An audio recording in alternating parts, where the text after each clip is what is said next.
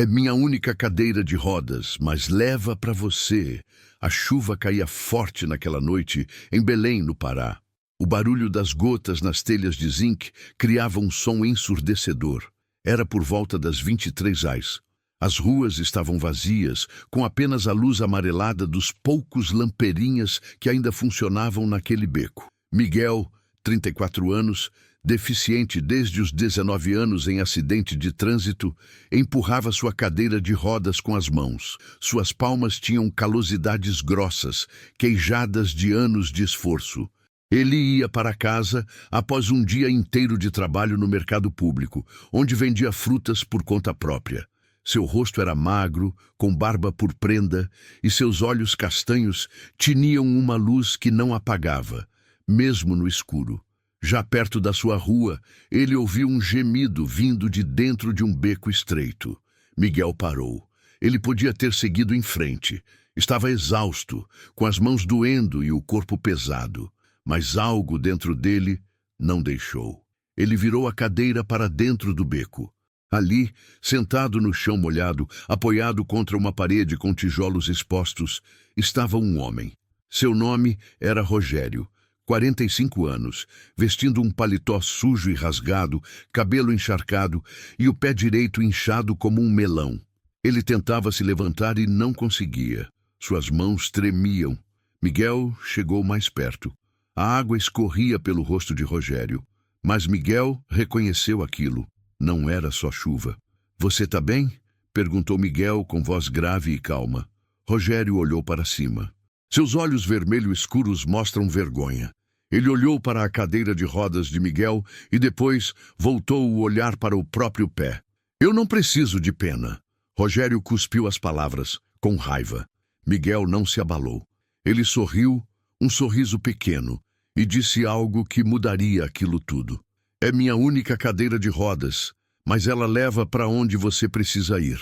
3 dias antes daquele encontro, a vida de Rogério era um buraco sem fundo. Ele era gerente de uma distribuidora de materiais de construção no centro de Belém. Ou melhor, ele era ex-gerente. Seu patrão, um homem chamado Valdivino, 58 anos, cabelos brancos bem penteados, ternos que custavam mais do que o salário mensal de 3 funcionários. O demitiu na frente de todos. Foi uma sexta-feira. O armazém estava cheio de trabalhadores carregando caixas. O ar cheirava a cimento e serragem. Valdivino entrou no meio do espaço, com um celular na mão, e chamou Rogério pelo nome com voz alta e fria. "Rogério, vem aqui." Todos pararam. O silêncio foi imediato. Valdivino jogou o celular na direção de Rogério. Na tela estava uma mensagem. "Lê isso em voz alta", disse Valdivino. Era uma acusação. Dizia que Rogério tinha desviado dinheiro da empresa. Falava-se em valores grandes. Rogério leu e seu rosto ficou branco. "Isso não é verdade, senhor", disse Rogério com a voz quebrada. Valdivino cruzou os braços e respondeu com frieza. "Não tira o nome da minha empresa com sua boca suja. Você está demitido. Agora." Os outros trabalhadores não ousaram dar uma palavra. Rogério saiu do armazém com as mãos tremendo, sem conseguir defender seu próprio nome. Naquele mesmo fim de semana, tudo desmoronou para Rogério. Sua esposa, Cláudia, 42 anos, não acreditou na sua versão. Ela já não confiava nele há muito tempo. Naquele sábado pela manhã, ela pegou as malas, colocou no carro e foi embora, sem deixar sequer um bilhete. Rogério ficou sozinho em uma casa com 5 divisões e nenhum som. O cheiro de perfume dela ainda estava nas roupas no armário. O silêncio era pesado como concreto. Na segunda-feira, ele tentou pagar o aluguel. O dono do apartamento, um senhor idoso chamado Arnaldo, fechou a porta sem ouvir a conversa até o fim. Rogério foi ao mercado comprar pão. O caixeiro, um rapaz de uns 20 anos, reconheceu ele. "Ei, você não é aquele que roubou da distribuidora? Eu vi no Facebook." Rogério não respondeu. Ele deixou o pão na prateleira e saiu. O mundo inteiro parecia estar fechando as portas ao mesmo tempo. Por 3 dias, Rogério não comeu nada além de água e um pedaço de banana que um cão abandonou perto da lata de lixo na rua. Na quinta-feira à noite, com o pé machucado de cair num buraco na rua no escuro, Rogério não conseguiu mais caminhar. Ele foi até um beco, sentou no chão e esperou. Ele não sabia o que estava esperando. Naquela noite, quando Miguel chegou no beco, ele não tinha energia. Suas mãos doíam. Ele vendeu 47 dólares durante todo o dia. Dele, 23 ia para o aluguel do espaço no mercado. Restavam 24 dólares para a alimentação da semana inteira. Mas Miguel parou mesmo assim. Ele conhecia aquilo. Conhecia o sabor de estar no chão quando ninguém olha. Aos 19 anos, logo após o acidente que tirou o movimento das suas pernas, ele ficou 3 meses numa vala de solidão. Sua mãe, Dona Aparecida, 72 anos agora, era a única que ficava. Ela ficava sentada na cadeira ao lado dele, em silêncio, apenas segurando a mão dele todas as noites. Era com esse mesmo amor que Miguel olhava para Rogério naquele beco. "Você está com fome?" perguntou Miguel. Rogério não respondeu. Mas Miguel pôs a mão na bolsa que estava presa à cadeira e tirou um pão de queijo que era a sua ceia da noite. "Come", disse Miguel. "Eu já comi." Foi mentira. Mas foi a mentira mais fácil que ele já disse. Rogério olhou para aquele homem na cadeira de rodas e pela primeira vez em dias não se sentiu um lixo. A chuva parou. O ar ficava frio e úmido. Rogério tentou se levantar novamente e caiu. "Não tenta forçar", disse Miguel. "Eu te levo." Na sua cadeira, Rogério perguntou com um tom de deboche, mas sem malícia. Era só a vergonha falando. "Ela não é bonita. Ela não é nova. Mas ela andou 3 anos comigo sem parar."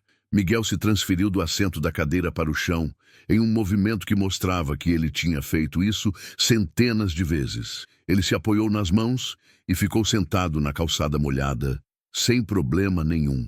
"Senta", disse ele apontando para a cadeira. Rogério hesitou, mas não tinha outra saída. Ele se apoiou na parede, se levantou com dificuldade e sentou na cadeira. Suas mãos ficaram apertadas nos braços da cadeira, como se tivesse medo de cair. Miguel pegou a alça da cadeira e começou a empurrar com as mãos. Eles caminharam, ou melhor, Miguel empurrou, por quase 20 minutos até a casa de Miguel, uma casa pequena de tijolos expostos, com uma porta de madeira que crevia ao abrir. Dentro, uma sala com uma mesa, 2 cadeiras de plástico e uma imagem de Nossa Senhora na parede. Ao entrar, Rogério percebeu algo que ia ficar gravado na sua memória para sempre.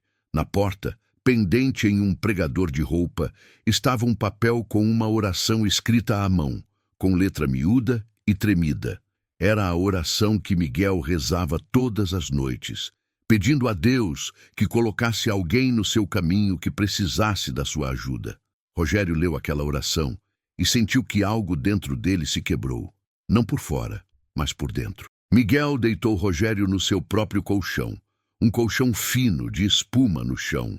Ele ficou na cadeira, alado, em silêncio. Rogério não conseguia dormir. O dor no pé era grande, mas não era a maior. O maior dor estava no peito. Ele olhou para Miguel e viu que aquele homem estava com os olhos fechados e os lábios movendo-se devagar, rezando. Rogério não rezava há mais de 10 anos. Desde criança, sua avó, Dona Benedita, o levava à igreja à Assembleia todo domingo. Mas quando cresceu, ele abandonou tudo isso. Ele achava que não precisava de ninguém. Mas ali, naquele colchão, no chão de uma casa pequena, com um homem que não tinha nada e ainda assim deu tudo, Rogério sentiu que estava no fundo do poço mais profundo da sua vida. Ele fechou os olhos e pela primeira vez em muitos anos ele rezou. Não foi um rezar bonito, foi um rezar com gemidos, com vergonha, com a voz engolindo as palavras. "Deus, eu não sei se você ainda me ouve, mas eu não tá sabendo mais ir." Ele não terminou a oração. Ele adormecer no meio dela, mas Deus ouviu. Se você já chegou ao fundo e pensou que ninguém mais te via, mas Deus mandou alguém no caminho certo, deixa o amém aqui nos comentários e se inscreve nesse canal porque a sua história ainda não terminou. Ativa o sininho para Deus te alcançar toda semana. Naquela mesma madrugada, Miguel não dormiu. Ele ficou na cadeira, com os olhos fechados, rezando. Era o que ele fazia todo dia antes de dormir. Mais de 2 anos rezando o mesmo pedido. Deus, manda alguém no meu caminho. Às 3h da manhã, algo mudou. Miguel sentiu um calor nos peitos. Não era calor físico. Era como se algo estivesse se abrindo dentro dele. Seus olhos abriram sozinhos. Na frente dele não estava a parede da sala. Era um lugar diferente. Um campo grande, verde, com uma luz suave que não tinha fonte visível. E ali, no meio daquele campo, estava um homem vestido de branco. O homem não falou com Miguel. Ele mostrou. Miguel viu 3 cenas como se fossem filmes passando na frente dele. Primeira cena, ele viu Valdivino, o patrão de Rogério, muitos anos atrás. Era um rapaz de uns 25 anos, sem nada, morando em uma cortiço em Iranduba. Alguém naquele tempo o ajudou quando ele estava no chão. Um homem simples como Miguel, e Valdivino esqueceu. Ele cresceu, ficou rico e abandonou tudo que aprendeu. Segunda cena. Ele viu Rogério na sua casa, 3 anos atrás, num domingo à tarde. Rogério estava sentado na varanda e uma pessoa, um vizinho, estava chorando na porta dele, sem casa, sem comida. Rogério entrou em casa, pegou uma bolsa com dinheiro que ele estava guardando para pagar uma conta e deu para aquele vizinho, sem explicar, sem esperar obrigado. Terceira cena. Miguel viu o futuro. Ele não soube explicar direito o que viu, mas viu que aquela noite era um começo, não um fim. O homem de branco olhou para Miguel e, sem abrir a boca, Miguel entendeu uma coisa. Você não parou naquela rua por acidente. Na manhã seguinte, Miguel acordou primeiro. Ele foi à cozinha, que era um canto pequeno com um fogão antigo e um pote de arroz. Ele cozinhou arroz e ovos, tudo que tinha. Rogério acordou com o cheiro da comida. Ele se levantou com dificuldade e foi até a mesa. Os dois comeram em silêncio por um tempo. Depois, Miguel foi trabalhar no mercado. Antes de sair, ele deixou na mesa um número de um médico amigo que atendava gratuitamente às terças e quintas na UBS da Cidade Nova. Rogério ficou sozinho na casa de Miguel. E ali, sentado numa cadeira de plástico, ele ficou pensando. Ele pensou no dinheiro que ele deu ao vizinho 3 anos atrás. Ele não sentia arrependimento por aquilo, mas sentiu algo novo. A ideia de que talvez Deus não estivesse adormecido. Talvez estivesse simplesmente esperando o momento certo. Aos 14 anos, Rogério pegou o celular que Miguel deixou para ele usar e procurou Valdivino nas redes sociais. Ele não lia as mensagens, mas ficou na página do homem que tirou tudo de sua vida. E então, ali na tela, leu um post que Valdivino fez naquela manhã. Era um texto longo, mas a parte que ficou na cabeça dele foi essa. Às 3h da manhã, tive um sonho que não saiu da minha cabeça desde que eu acordei. Rogério sentiu um calafrio que foi da cabeça aos pés. Cena 9. O encontro no armazém. Valdivino não conseguiu trabalhar naquele dia. O sonho que ele teve era estranho. Ele viu um homem, não conheceu, nunca viu na vida, vestido de branco num campo aberto. E esse homem mostrou algo. Valdivino viu a si mesmo, com 25 anos, no cortiço em Iranduba. Ele lembrou de um homem que o ajudou naquele tempo. Um homem que deu tudo sem pedir nada. E Valdivino lembrou que nunca retribuiu, nunca fez nada. Mas a cena mais pesada foi a última. Ele viu Rogério no beco, no chão, na chuva, sozinho, e viu a si mesmo, Valdivino, colocando aquela mensagem no celular, fabricada, inventada, para livrar a distribuidora de uma investigação fiscal que era culpa dele mesmo. Valdivino sentou no chão do seu escritório, com as mãos na cabeça. Ele não era inocente, ele era o culpado. E pela primeira vez na vida, com 58 anos, Valdivino chorou. Não foi um chorar de pena de si mesmo, foi um chorar de vergonha diante de Deus. Se você já acreditou que não merecia perdão, mas Deus mostrou que ainda dava tempo, compartilha esse vídeo com alguém que está precisando ouvir isso. Marca aqui nos comentários uma pessoa que você ama e que precisa saber que Deus ainda está esperando por ela. Ativa o sininho. Valdivino foi até a casa de Rogério naquela mesma tarde. Ele bateu na porta. Não foi Rogério que atendeu. Foi a vizinha que disse que Rogério não morava mais ali. Ele foi à polícia, pediu para encontrar Rogério através dos dados da demissão. Levou 3 dias. Quando ele chegou na porta da casinha de tijolos expostos, Miguel abriu. "Eu preciso falar com Rogério", disse Valdivino com voz grave e sem arrogância. Miguel olhou para o homem. Não conhecia, mas sentiu algo. Entrou, chamou Rogério. Rogério ficou na porta da porta com os braços cruzados. Suas pernas ainda doíam. Seu rosto estava duro como pedra. Valdivino entrou na sala pequena. Ficou na frente de Rogério e fez o que nunca fez na vida. Ele se joelhou.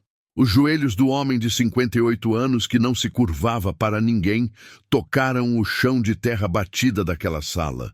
Suas mãos, que assinaram contratos milionários, tremeram. "Eu fiz errado", disse Valdivino. "A mensagem foi inventada. Eu fiz para cobrir um problema meu. Eu destruí a sua vida por conta minha." O silêncio foi longo. Miguel ficou parado no canto, sem falar. Rogério ficou com os olhos fixos em Valdivino.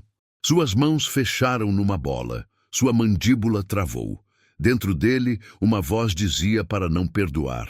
Outra voz, mais profunda, mais velha, lembrava do que ele rezou naquela noite no colchão. Ele lembrou da avó Benedita, de como ela sempre dizia: "Perdão não é por conta de quem pecou, é por conta de quem está carregando." Rogério ficou parado por um bom tempo e então desceu os joelhos ao chão também. Não para rezar, mas para ficar no mesmo nível de Valdivino. "Eu não sei se eu consigo perdoar hoje", disse Rogério, "mas eu vou pedir para Deus me dar força para isso." E naquele momento foi suficiente. Nos dias seguintes, Valdivino não ficou parado. Ele foi à polícia e declarou a verdade sobre a mensagem.